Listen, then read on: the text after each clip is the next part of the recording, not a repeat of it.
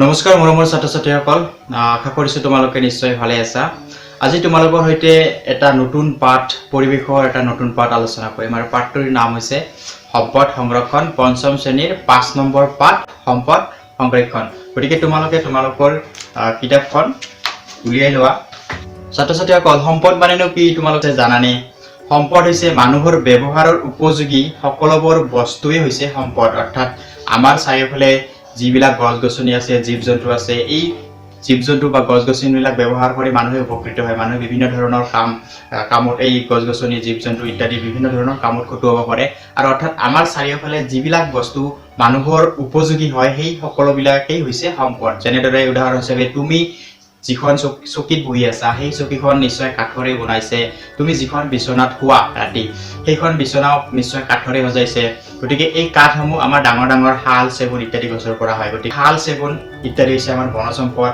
ঠিক তেনেদৰে গাড়ী চলাবৰ কাৰণে পেট্ৰল, চাকি জ্বলাবৰ কাৰণে কেৰাচিন ইত্যাদি বিভিন্ন ধৰণৰ আমাৰ তেলসমূহ মাটিৰ তলৰ পৰা পোৱা যায়। আৰু এই মাটিৰ তলত পোৱা সম্পদসমূহ হৈছে খনিজ সম্পদ ইত্যাদি বিভিন্ন ধৰণৰ সম্পদসমূহ আছে। গতিকে এই সম্পদসমূহ আমি ভৱিষ্যত প্ৰজন্মৰ কাৰণে কেনেকৈ সংৰক্ষণ কৰি ৰাখিব পাৰোঁ, তেওঁলোকৰ কাৰণে কেনেদৰে আমি জমা কৰি ৰাখিব পাৰোঁ, আমি মৃতব্যয়ী হিচাপে ব্যৱহাৰ কৰি ভৱিষ্যত প্ৰজন্মৰ কাৰণে আমি কেনেদৰে সংৰক্ষণ কৰি ৰাখিব পাৰোঁ, সেইটো হৈছে সম্পদ সংৰক্ষণ। ছাত্ৰ-ছাত্ৰীসকল, তোমালোকে নিশ্চয় দেখিছা যে মানুহে কেনেদৰে হাবি-বনৰ গছসমূহ কাটি তহিলং কৰিছে, ওখ ওখ পাহাৰসমূহ কাটি সমান কৰিছে, মাটিবিলাক নি সমান কৰিছে আৰু তাত মানুহে ঘৰ বান্ধিছে, বিভিন্ন ধৰণৰ জীৱ-জন্তু হত্যা কৰিছে। বিভিন্ন ঠাইত মানুহে খনিজ সম্পদ উৎঘাটন কৰিবৰ কাৰণে বিভিন্ন ঠাইত তেওঁলোকে খনন কাৰ্য কৰিছে। গতিকে মানুহৰ এনেকুৱা কাৰ্যৰ ফলত, যেনে মানুহৰ গছ কটা, জীৱ-জন্তু হত্যা কৰা, এনেকুৱা কাৰ্যৰ ফলতেই বিভিন্ন সময়ত বিভিন্ন ধৰণৰ প্ৰাণী আমাৰ পৃথিৱীৰ পৰা বিলুপ্তি ঘটিছে। তাৰ ভিতৰত সেই প্ৰাণীসমূহৰ ভিতৰত ডাইন'ছৰছ আছে, ডাইন'ছৰৰ পিছত ড'ডো, লিষ্টোচৰাছ, থ্ৰিনাস্কডন, বাউৰিয়া ইত্যাদি বিভিন্ন ধৰণৰ প্ৰাণী বিলুপ্তি ঘটিছে। এক চৰকাৰী তথ্য অনুসৰি 2016 চনৰ পৰা বৰ্তমানলৈকে 270 বিধ প্ৰাণী বিলুপ্ত ঘটিছে। বিলুপ্ত হোৱা প্ৰাণীবোৰৰ ভিতৰত 150 বিধ প্ৰজাতি হৈছে পক্ষী। গতিকে 270 বিধ প্ৰাণী বিলুপ্ত ঘটিছে আৰু যিবিলাকৰ নাম তোমালোকে ইতিমধ্যে জানিব পাৰিলা, সেইবিলাকৰ ভিতৰত ডাইন'ছৰছ, ড'ডো, সোণালী বান্দৰ, দেওহাঁহ, নলগাহৰি, লিষ্টোচৰাছ, থ্ৰিনাস্কডন, ট্ৰাইকডন, বাউৰিয়া ইত্যাদি বিভিন্ন ধৰণৰ জন্তু বৰ্তমান বিলুপ্তি ঘটিছে। এইবিলাক জন্তু যে নোহোৱা হৈছে, তোমালোকে তাৰ কাৰণ ক'ব পাৰিবানে? হয়, জনসংখ্যা বৃদ্ধি, মানুহে গছ-গছনি কাটিছে, পাহাৰ ভৈয়াম নষ্ট কৰিছে, পাহাৰ কাটি মানুহে ঘৰ বান্ধিছে, মানুহে জীৱ-জন্তু হত্যা কৰিছে, তেওঁলোকৰ থকা ঠাই নোহোৱা হৈছে, খাদ্যৰ অভাৱ হৈছে আৰু ইয়াৰ ফলতেই এইবিলাক জন্তু পৃথিৱীৰ পৰা নোহোৱা হৈছে, বিলুপ্তি ঘটিছে। অকল মানুহৰ কাৰ্যৰ বাবে এইবিলাক জীৱ-জন্তু পৃথিৱীৰ পৰা নোহোৱা হৈছে। আমাৰ পৃথিৱীত প্ৰতিদিনে দিনক দিনে জনসংখ্যা বৃদ্ধি হৈ আছে, মানুহৰ সংখ্যা বৃদ্ধি হৈ আছে, কিন্তু সম্পদসমূহ কমি আহিছে। গতিকে দুটা বিমুখী ছবি আমি দেখিবলৈ পাইছোঁ। মানুহৰ সংখ্যা বৃদ্ধি হৈছে কিন্তু সম্পদ কমি আহিছে। এনেকুৱা যদি আমাৰ পৰিস্থিতি হৈ থাকে, তেতিয়াহ'লে ভৱিষ্যত প্ৰজন্মৰ এটা ভয়াৱহ বিপদৰ সন্মুখীন হ'ব।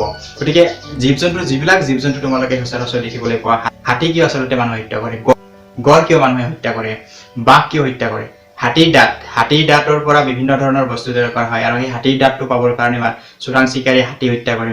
যিটো গড় আছে, গড়টোৰ যিটো খৰ্গ, সেই খৰ্গটো আন্তঃৰাষ্ট্ৰীয় বজাৰত বিক্ৰী কৰিবৰ কাৰণে গড়টোক হত্যা কৰে, খৰ্গটো কাটি লৈ যায়। ইয়াৰ ফলত গড়সমূহ নোহোৱা হৈছে। বাঘৰ ছাল বিক্ৰী কৰে আৰু ময়ূৰ কিয় বিক্ৰী কৰে তোমালোকে নিশ্চয় দেখিছা। তোমালোকে মেলা চাবলৈ গ'লে ময়ূৰৰ পাখিবিলাক তোমালোকে বিক্ৰী কৰিব লৈ অহা দেখিছা, হয়তো তুমি নিশ্চয় কিনিও আনিছা। আচলতে সেইবিলাক কিনিব নালাগে। তেওঁলোকে ময়ূৰসমূহ মাৰিছে আৰু ময়ূৰৰ পাখিবিলাক উঘালি আনি তেওঁলোকে বজাৰত বিক্ৰী কৰিছে। এইটো এটা অনৈতিক কাৰ্য। গতিকে এনেদৰে যদি ময়ূৰসমূহ যদি বিক্ৰী কৰি থাকে, বাঘসমূহ যদি হত্যা কৰি থাকে আৰু যদি গড়সমূহ হত্যা কৰি থাকে, তেতিয়াহ'লে আমাৰ পৃথিৱীৰ পৰা এইসমূহ প্ৰাণী, ডাইন'ছৰছ, নীলগাহৰি, দেওহাঁহ ইত্যাদি জীৱ-জন্তুৰ দৰে এইবিলাকো এটা সময়ত আমাৰ পৰা বিলুপ্তি ঘটিব। এতিয়া তোমালোকে কিতাপত মন দি চোৱা, চৰকাৰে এই বনজ সম্পদসমূহ ৰক্ষণাবেক্ষণ দিবলৈ আৰু সংৰক্ষণ কৰিবৰ উদ্দেশ্যে কিছুমান গছ-গছনি, বন্যপ্ৰাণী আৰু চৰাই-চিৰিকটিৰে ভৰি থকা প্ৰাকৃতিক অঞ্চলক ক্ৰমে সংৰক্ষিত বনাঞ্চল, অভয়াৰণ্য, ৰাষ্ট্ৰীয় উদ্যান, পক্ষী উদ্যান, উদ্ভিদ উদ্যান হিচাপে স্বীকৃতি দিছে। তাৰ ভিতৰত যিবিলাক অঞ্চলত গছ-গছনিৰে ভৰি আছে, জীৱ-জন্তুৰে ভৰি আছে আৰু সেই ঠাই হয়তো মানুহৰ বসতিৰ দূৰত আছে, তেনেকুৱা ঠাইক চৰকাৰে অভয়াৰণ্য হিচাপে স্বীকৃতি দিছে। ইয়াৰ লগতে ৰাষ্ট্ৰীয় উদ্যান, পক্ষী উদ্যান, উদ্ভিদ উদ্যান এনেকুৱা বিভিন্ন স্বীকৃতি দি তেওঁলোকে চৰকাৰে সংৰক্ষণৰ ব্যৱস্থা কৰি ৰাখিছে। আৰু চৰকাৰে লোৱা এনেকুৱা কিছুমান অভয়াৰণ্য ৰাষ্ট্ৰীয় উদ্যানৰ বিষয়ে আমি এই পাঠটোত দিছে আৰু এতিয়া আমি সেই বিষয়ে জানিম তোমালোকে ইয়াত পাঠ্যপুথিখনত দিয়া আছে ইয়াত দিয়া আছে অভয়াৰণ্য দিয়া আছে ইয়াত দিয়া আছে ৰাষ্ট্ৰীয় উদ্যান ইয়াত দিয়া আছে উদ্ভিদ উদ্যান এতিয়া তোমালোকে ৰাষ্ট্ৰীয় উদ্যানৰ নাম শুনিছা উদ্ভিদ উদ্যানৰ নাম শুনিছা নিশ্চয় আৰু অভয়াৰণ্য কি তোমালোকৰ সৈতে আমি আজি আলোচনা কৰিম অভয়াৰণ্য হৈছে জৈৱ বৈচিত্ৰ্যৰ ওপৰত ভিত্তি কৰি চৰকাৰে প্ৰাকৃতিকভাৱে যথেষ্ট গুৰুত্বপূৰ্ণ একোটা এলেকাক অভয়াৰণ্য বুলি ঘোষণা কৰে জৈৱ বৈচিত্ৰ্যৰ ওপৰত ভিত্তি কৰি জৈৱ বৈচিত্ৰ্য অৰ্থাৎ বিভিন্ন ধৰণৰ জীৱ-জন্তু তাত ভৰি আছে বিভিন্ন প্ৰজাতিৰ উদ্ভিদ পোৱা যায় বিভিন্ন ধৰণৰ তাত জীৱ-জন্তু বসবাস কৰে এনেকুৱা যদি ঠাই কিছুমান আছে তাত চৰকাৰে তাৰ ওপৰত ভিত্তি কৰি প্ৰাকৃতিকভাৱে যথেষ্ট গুৰুত্বপূৰ্ণ একোটা এলেকাক অভয়াৰণ্য বুলি ঘোষণা কৰা হয় অভয়াৰণ্য মানুহৰ ঘন বসতিপূৰ্ণ অঞ্চলৰ পৰা বহু আঁতৰত অৱস্থিত ইয়াত বন্যপ্ৰাণী আৰু উদ্ভিদক বিশেষভাৱে ৰক্ষণাবেক্ষণ দিয়া হয় গতিকে চৰকাৰে বৃহৎ এটা এলেকাক অভয়াৰণ্য হিচাপে ঘোষণা কৰিব আৰু তাত থকা জীৱ-জন্তু আৰু গছ-গছনিসমূহক চৰকাৰে তাত নিৰাপত্তা দিয়ে ইয়াৰ পিছত আহিছো ৰাষ্ট্ৰীয় উদ্যান কি তোমালোকে নিশ্চয় শুনিছা প্ৰত্যেক স্বাধীন দেশতে এখন ৰাষ্ট্ৰীয় উদ্যান নিশ্চয় থাকে আমাৰ দেশতো ৰাষ্ট্ৰীয় উদ্যান বহুত বিলাক আছে অসমতো আছে অসমত থকা ৰাষ্ট্ৰীয় উদ্যানখনৰ নাম কি কাজিৰঙা ৰাষ্ট্ৰীয় উদ্যান মানাহ ৰাষ্ট্ৰীয় উদ্যান এই ৰাষ্ট্ৰীয় উদ্যানবোৰত বিৰল প্ৰজাতি আৰু বন্যপ্ৰাণীবোৰক বিশেষভাৱে ৰক্ষণাবেক্ষণ দিয়া হয় কাজিৰঙা ৰাষ্ট্ৰীয় উদ্যানত এটা সৰ্গ থকা গড়ৰ ৰক্ষণাবেক্ষণ বিশেষভাৱে গুৰুত্ব দিয়া হয় মানহ নামেৰি আৰু কাজিৰঙা ৰাষ্ট্ৰীয় উদ্যানত বাঘৰ সুৰক্ষা আৰু সংৰক্ষণৰ বাবে ব্যাঘ্ৰ প্ৰকল্প হাতত লোৱা হৈছে কোনখন ৰাষ্ট্ৰীয় উদ্যানত ব্যাঘ্ৰ প্ৰকল্প হাতত লোৱা হৈছে মানাহ ৰাষ্ট্ৰীয় উদ্যান নামেৰি ৰাষ্ট্ৰীয় উদ্যান আৰু কাজিৰঙা ৰাষ্ট্ৰীয় উদ্যান ব্যাঘ্ৰ প্ৰকল্প অৰ্থাৎ বাঘক সংৰক্ষণ কৰিবৰ কাৰণে এটা চৰকাৰে প্ৰকল্প হাতত লৈছে আৰু এইটো হৈছে ব্যাঘ্ৰ প্ৰকল্প এতিয়া হৈছে উদ্ভিদ উদ্যান উদ্ভিদ মানে কি উদ্ভিদ মানে সকলো প্ৰকাৰৰ গছ-গছনি উদ্ভিদ বুলি কোৱা হয় উদ্ভিদ উদ্যানত কোনো ধৰণৰ জীৱ-জন্তু সংৰক্ষণ নাথাকে তাত অকল গছ-গছনিয়ে সংৰক্ষণ থাকে আৰু তাত বিভিন্ন ঠাই মানুহে সেই উদ্ভিদ উদ্যানত গৈ সেই উদ্ভিদ বিলাকৰ লগত চিনাকি হয় উদ্ভিদ উদ্যানত যিবোৰ গছ থাকে গছৰ ওচৰত তাত এখন বোৰ্ড লগা থাকে আৰু বোৰ্ডত সেই গছডাল কি প্ৰজাতিৰ গছ নাম সকলোবিলাক তাত লিখা থাকে গতিকে উদ্ভিদ উদ্যানত অকল উদ্ভিদসমূহক সংৰক্ষণ